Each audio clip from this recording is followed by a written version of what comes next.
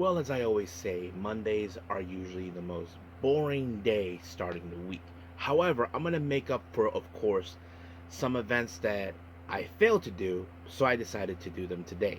The first one is, of course, with Consejo Mundial, or as we know it in Mexico, CMLL.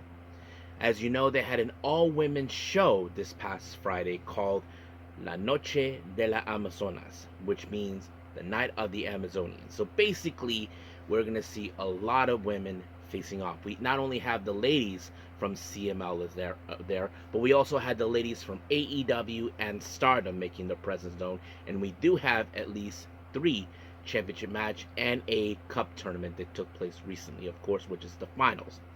And then we move on, of course, with NXT Vengeance Day. So we're going to witness, of course, the NXT Championship on the line. Joe Hendry takes on Ricky Saints. We have the NXT Underground, where Lola Vice, as you know, is undefeated. But the real question is, can she stay undefeated, or will she once again submit? That's something we'll find out, and plenty other matches as well. And then finally, as you know, we continue with more of New Japan Cup. We're now in day 4, but however, these are the last two, of course, of the first round matches taking place. So we'll see who will advance. And then, as always, we wrap up our episode, as usual, with some news updates to give you guys updates on what's been happening in the world of wrestling, such as what events the promotions are thrown out, who's booked, what matches are set, including developments that are happening in the world of wrestling as we speak. So, let's get ready for another episode of the Elite Wrestle Zone.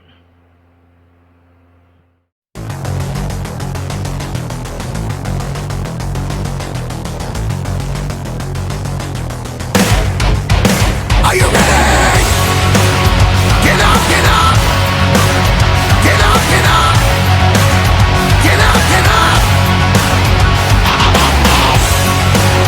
Get up, get up! Get up, get up! Get up, get up! Hey everyone, welcome to Deleted Wrestle Zone, all things that is pro wrestling with AEW, NXT, New Japan Pro Wrestling, TNA, the National Wrestling Alliance, various promotions, wrestlers, matches, and championships. I am your host, J-Rod here. So, if you are new to the channel, welcome. This is a channel we do a lot of pro wrestling reviews from various promotions, not only here in the United States, but also in Japan, Mexico, Canada, Europe, the UK. Anywhere wrestling is not as big, but it continues to grow. We also, of course, do discussion videos, talk about various topics such as the wrestlers themselves, the promotions, factions, storylines, whatever we want to talk about. We also, of course, do more news updates. If certain information is unable to be on this episode, we can either put it on the next one or on a separate video by itself. We also, of course, do real-time news updates to keep you guys on alert if something has happened in the world of wrestling that needs to be addressed ASAP. We also, of course, got the Nagi Sayaka Watch and various other cool wrestling content as well. So if you like what you see, please subscribe to us and click on that subscribe button. You'll be getting videos just like this and other cool wrestling content as well. But if you like this episode, please give us a like on the like button or a nice comment in the description down below. Now, enough of the jibber jabbers. School is now in session, so let's begin with CML La Noche de la Amazonas.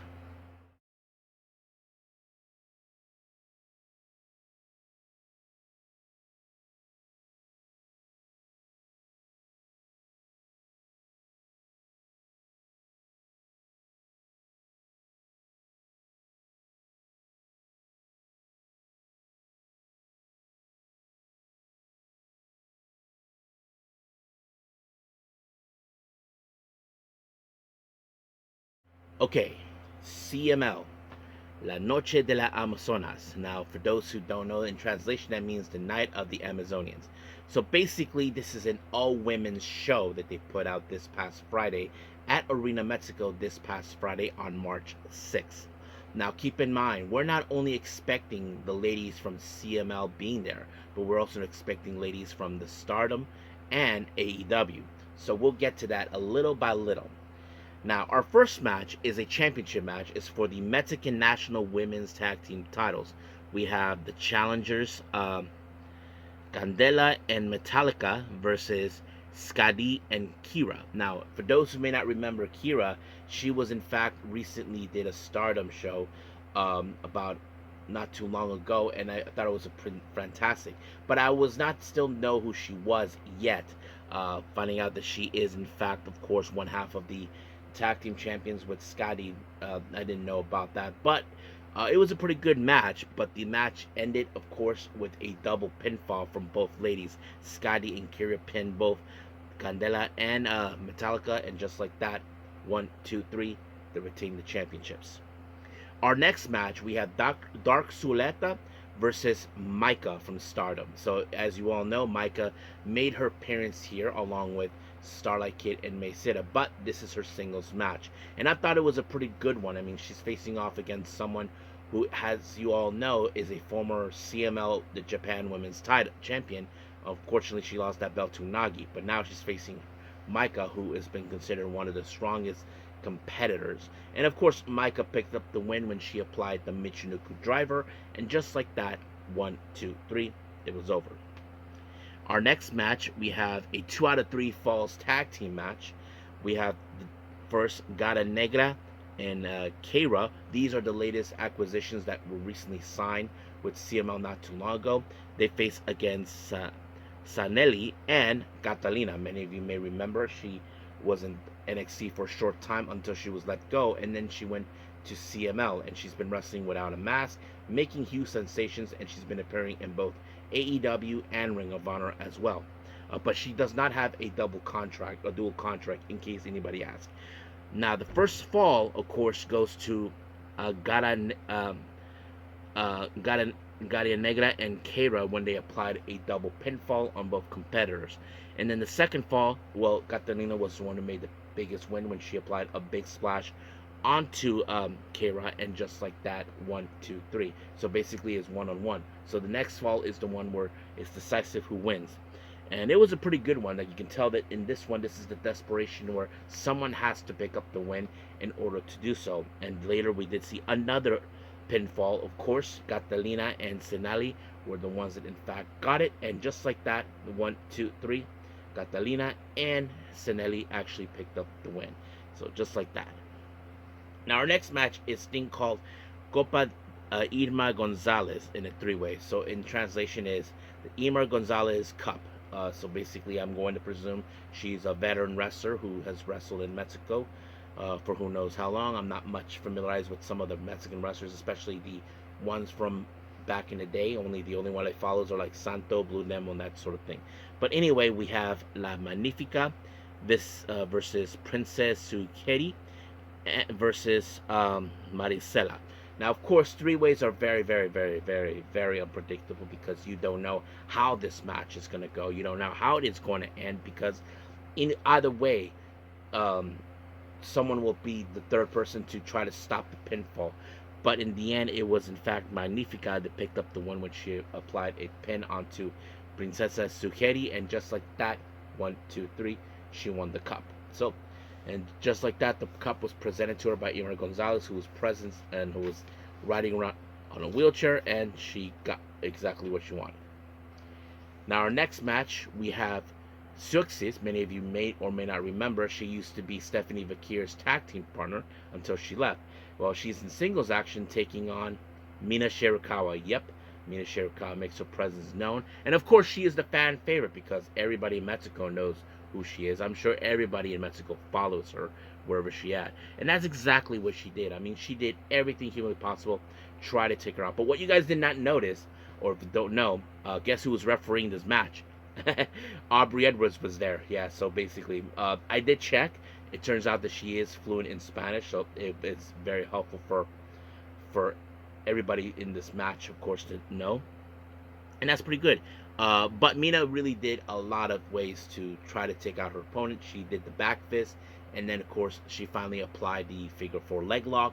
And, of course, Suxis had no other choice but to tap. Now, our next match, we have Olympia taking on the Megasis, Megan Bain. Now, originally, it was supposed to be Penelope Ford involved in this match, but unfortunately, due to the injury she obtained on an AEW show, it was decided that Megan Bayne was going to go. And of course, she faces against a competitor who we all know is one of the toughest people, and not to mention a very strong physique. I mean, I feel like she can clothesline me if I ever see her. But yes, but it was more of a hoss fight in women's wrestling. But in the end, Mega Bayne was able to pick up the win when she applied the running power bomb, and just like that, 1, 2, 3, Mega Bayne picked up the win. Now our next match, this is 2 out of 3 title matches we have. We have the CML Women's World Tag Team titles. We have Neo Genesis, May Sita, and Starlight Kid making their debut. They face against, of course, the current champions, La Chicas Indomables, consistent of La Georgita and Lluvia.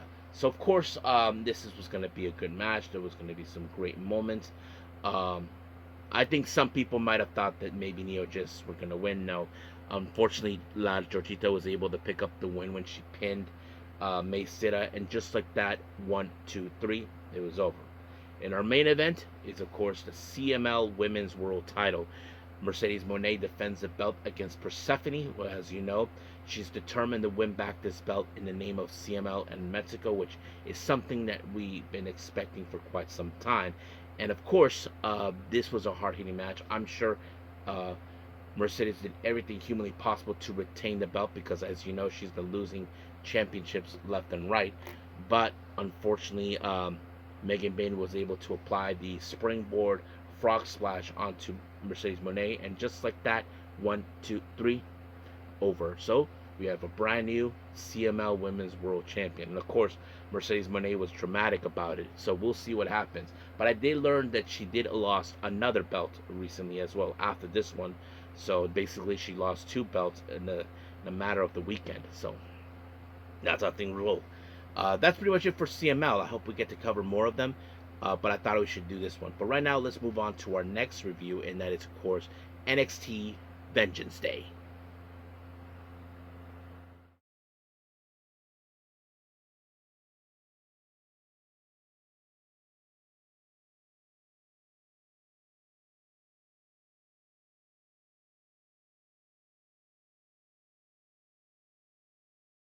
Okay, NXT Vengeance Day. This happened this past Saturday, of course, in Orlando. Now, we opened up with a street fight, Blake Monroe versus Jada Parker. Now, of course, as you know, recently we've been seeing these two ladies go back and forth on many occasions before this match. But of course, it's all about who gets the spotlight for these two. Basically, that was the whole point, and it was Blake Monroe who issued the challenge. Now, I'm sure Jada Parker, as you know, felt like this was her comfort zone, but I don't think any of us expected how things were going to turn out. I mean, yes, they tried to destroy each other, injured each other, use whatever plunder they can get their hands by, brutally take each other out. But it only took the diamonds, or as Booker T said, diamonds are someone's best friend. And that was, of course, Blake Monroe. She used that to throw it into the eyes of Jada Parker, then uses it when she applied the glamorous shot onto the diamonds, and just like that, 1, 2, 3, she wins the match. Now, Ethan Page and Ricky Saints are in the back. Now, of course, Ethan Page, as you know, he looks more like he's still depressed after losing the NXT North American title to Miles Bourne. Well, Ricky Saints needs his help because he knows he has to find a way to get rid of that title away from Joe Hendry. So, of course, I figured that he was going to show up. Now, in the parking lot, Dion Lennox was expecting Tony D'Angelo to make an appearance. And, of course, it did. But obviously, we know there was a certain moment that it became a trap when, of course, what's their name? Dark State show up. But luckily, OTM showed up and lay down the, let's just say, give Dark State a piece of their own medicine. However, the fight between Dion Lennox and Tony D'Angelo took all the way into the ring, and that's exactly what happened. I mean, these guys are already through each other through many possible ways. I mean, through in the back all the way to the ring. But in the end, it was Tony D'Angelo with a somewhat of a choke spine buster or something. I don't know what it was. And just like that, 1, 2, 3, his mission is accomplished. He destroyed the Dark State. Now, the Calling, as you know, put out a video promo talking about, as you know, Izzy Dame is defending the NXT Women's North American title against Izzy Dame. Against Tatum Paxley. And as for Sean Spears and Nico Vance, their aim is for the NXT tag team belts. So you probably can guess that they think that things will go according to plan.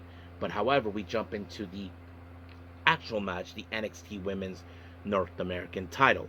And I thought it was a pretty good match. Tatum Paxley did things that I don't think Izzy Dame expected. She even powerbombed her outside the ring, and I don't think Nico Vance and Sean Spears expected that. They're like, what the hell? I'm sure they were thinking that, Izzy Dame must have thought that Tatum Paxley was full of it when she told her there was a darker side of her that she does not want to let out. But I'm sure Izzy Dame must have regretted realizing that this darker side is more intense. But the craziest part is when Izzy applied a code breaker, and of course Tatum Paxley did a backflip, had that look, and then she did that little rolling kick onto her, and then after that the cemetery drive. 1, 2, 3. It's over. Brand new NXT Women's North American Champion. And the best part is, Tatum Paxley now steps up in the same line as Stephanie Vickier. Remember, Stephanie, as you know, is the one who carried both belts, the NXT Women's belt and the NXT Women's North American title. And now Tatum Paxley is the second person to, in fact, accomplish that. Now, during an interview with Blake, he asked a question to OTM, why did you help Tony D'Angelo? Now, they wanted to be blunt about it. They're saying, look, we didn't help him because we wanted to. As you know, we did what we did because for a long time, ever since day one Darkseid showed up, they've been nothing but a problem. And they thought it's time for them, of course, to give them a taste of their own medicine. But however, of course, OTM does have one thing in mind, of course, and that mine is the NXT Tag Team belts, which is something we know they've been aiming for. Even Joe Hendry, when he actually asked them for help, he knew that's what they desire. So Joe Hendry was smarter than that. He knew exactly what they want. It was the only way they can do it, and that's what OTM wants. So we'll see what happens from there. Now, Mr. Stone had to make a decision regarding of what happened. As you know, there was the match that happened with Zarya and JZ Jane went into a total farce, and they need the title has to be defended at, of course, at Stand and Deliver. However, of course, JZ Jane felt like she should be there, but she was no way going to defend it in a three-way. But however, Mr. Stone thought about, let's do it this coming Tuesday, which of course we're getting closer to that, and that was pretty much the point. So it's going to be a three-way, and of course Fatal Influence attacked Soruka. Zarya, well, she just walked away just like that, but she's not happy with the results on how this was turned out. This is not what she wants, but hey, it's what Mr. Stone wants, and not to mention it's the chaos that he said to Triple H. That's what I'm going to do. Now, Charlie Dempsey along with Tavion Heights were talking about, of course, what's been happening. As you know, Lexis King, Stax, Ariana Grace, and Mariah Connors are trying to pull Charlie Dempsey into, of course, the whole of, hey, look, our dads were second generation wrestlers. We need to stick together. We don't need guys like Tavion Heights to get involved. And that's something you can tell. Charlie's like saying, look, I'm not in my father's shadow, okay? But of course Tavion Heights was telling, look, I know you don't want to be involved with them, but let's take care of them for one night only. A NQCC, reunion. And of course, Tavion Heights was, Charlie Dempsey was really okay with it. He's like, okay, we'll do it. Now, we jump into our next match, which is the NXT Underground match. Lola Vice versus Kelani Jordan. Now, keep in mind, Lola Vice is undefeated in the NXT Underground. I think she has a match over Natalia, Shayna Baszler, and I forgot who else was that. But now Kelani Jordan. Now Kelani Jordan was, of course, confident in Shayna Baszler. Now I remember. Yeah, Shayna Baszler. Who else? But anyway, Kelani Jordan is thinking that she has the advantage because, of course, there's only one weak spot right now that Lola Vice has, was the injured right hand, the same one that she uses to apply the back fist, which is the one main weapon that she uses to knock out her opponents. But of course, Lola Vice knew exactly what was happening, and not to mention she had to adapt into her striking capabilities, knowing too well. But of course, Kalani Jordan got in the face of Lola's father, of course, who was in the stands watching. But in the end, Lola Vice had no choice but to use the back fist, and just like that, KO, it's over. So that makes Lola Vice 4-0. So basically, she's undefeated. I thought it was a pretty good thing. I enjoyed it. Now, our main event, of course, is the NXT Championship. Ricky Saints, who made it abundantly clear, feeling that this title belongs strictly to him and that Joe Hendry doesn't deserve or has the right to hold it. But of course, Joe Hendry, he's not going to back down from anybody, especially Ricky Saints. Of course, Ricky Saints did everything humanly possible to try to dismantle him, but unfortunately it didn't work. But Ethan Page thought he could help, but oops, he messed up.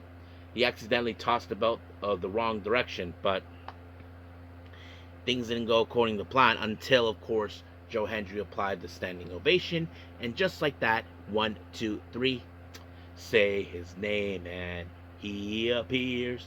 I believe in Joe Hendry.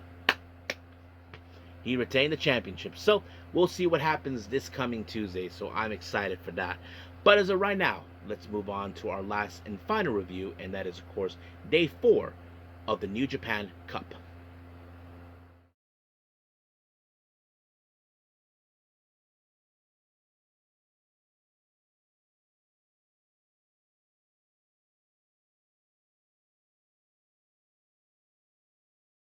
Okay, New Japan Cup. This is, of course, day 4 by New Japan Pro Wrestling, and we are now finishing up on the first round matches, of course. And this happened in the Baycom Gymnasium in Amagasaki in Hyogo. This took place this past Sunday, of course. In the first match, we have the Unbound Company, Daiki Nagai versus Drilla Maloney, taking on Masatora Yasuda and Yuya Uemura. So I'm going to presume that the next round of the New Japan Cup is Maloney versus Yuya Uemura, so you can call this a preliminary match. Now, obviously, of course, both sides have young lions involved, but the real question is who will take the fall. Well, in this instant, it was in fact Nagai when Uemura applied the Kimura lock onto him, and just like that, he tapped out. So I'm sure Maloney is ready for a fight with him. Now, our next match, we have the United Empire, Great Khan and Henare taking on Tomoaki Hamna and Bolton Oleg. Now, Henare will be taking on Oleg in the New Japan Cup, so this is also a preliminary match in the preview.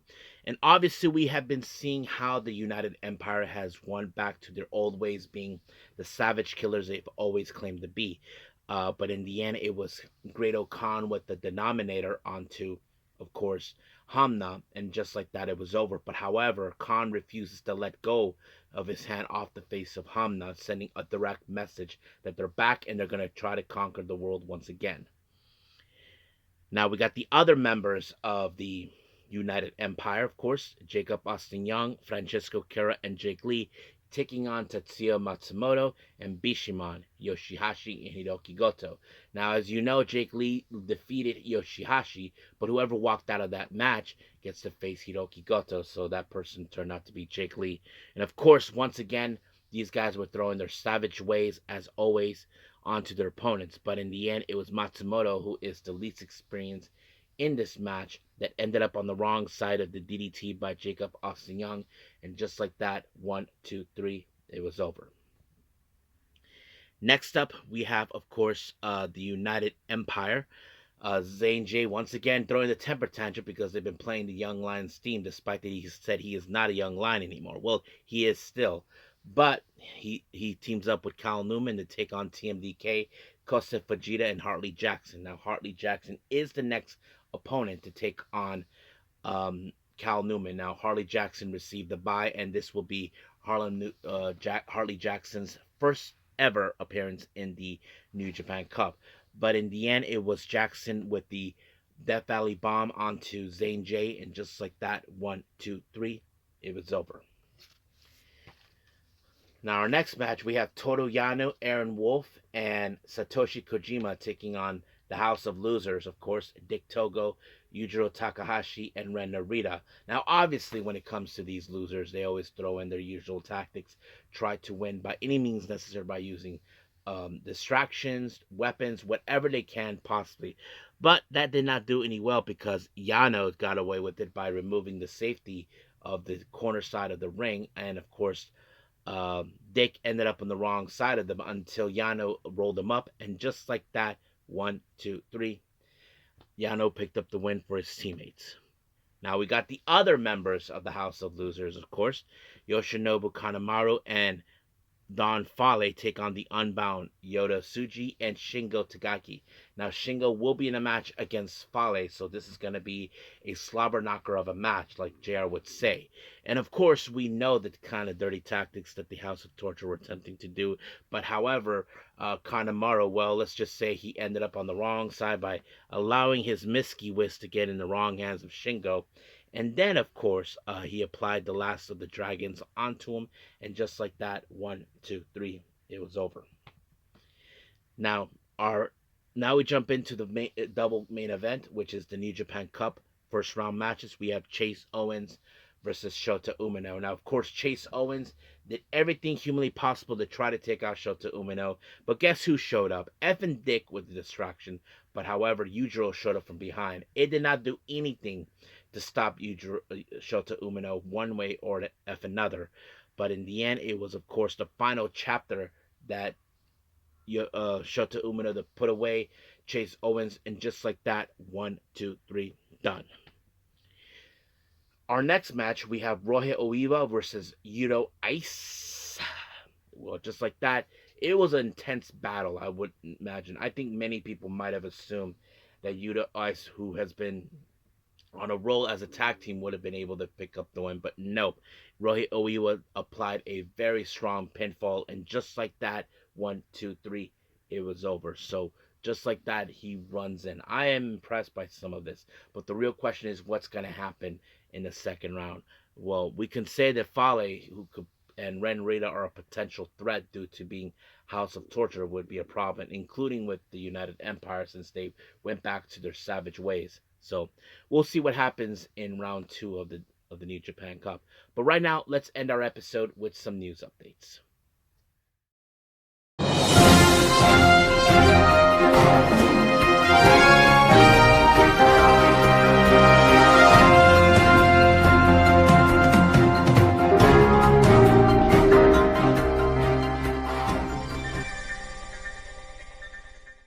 Okay, so welcome to our news updates. So this is going to be a very short one for all of you.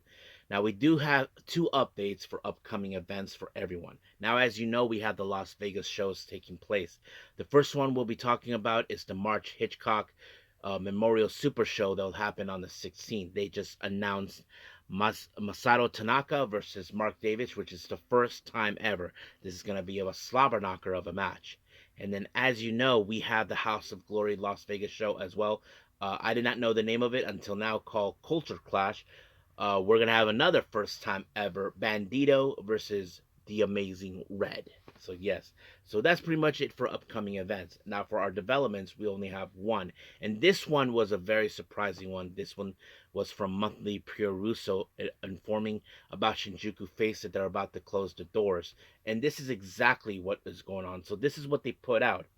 We haven't heard any official statements from Shinjuku Face yet. Now, if you guys are not familiarized with this place, it's a wrestling venue that's been around since the 2000s. Many promotions done many match events there, like of course Noah, um, Stardom, Tokyo Super Wrestling, Mighty Gold, various. And now they're closing their doors or something. But this is what they Monthly Perusa responds about that. The Tokyo Wrestling and MMA venue Shinjuku Face is rumored to be closing later this year. Though there has been no official statement from the venue itself, sources claim that the venue will close its doors in the fall. The news comes from Kakuro Toglog on X, headlining that's sure to upset pro wrestling fans, promotions alike. Shinjuku Face has been hosting pro wrestling events since the mid 2000s and has become the staple to Tokyo wrestling scene. So far in 2026, the venue has hosted the likes of Stardom, Mighty Gold, Pro Wrestling Noah, Tokyo Pro Wrestling, DDT, Standai Girls, Zero One, and more. The venue's closure is sure to be have big impact on the number of promotions. At the time of writing the schedule on the venue's website list events going into May. So basically, there'll be more about this. But like they said, they haven't heard any official statement from the venue itself. It's still unclear why they're closing their doors. I mean, the venue seems good. I like the vibe of it, how they set up their events, including when their wrestlers come out on both sides of a section of the whole thing. But we'll see. If there's any information about them, I'll let you guys know. But as of right now, that's pretty much it for our news updates and everything else. So let's just call it a day. Well, I hope everybody enjoys this episode. Coming up, as you know, we have NXT. We're going to be entering, of course, the aftermath or the fallout after Vengeance Day. So the real question is, we're going to find out who's going to complain about how things didn't go well, who in fact is excited how things turned out for themselves as well. So we'll see how that rolls up on both sides. But if there's any other events I'm probably going to be reviewing, we'll see. I may consider maybe Choco Pro because there's just two recent ones that was uploaded on their YouTube channel. But we'll just have to wait and see. But as of right now, that's pretty much it. What we're going on. NXT is the primary, but we'll see if there's anything I can do after that.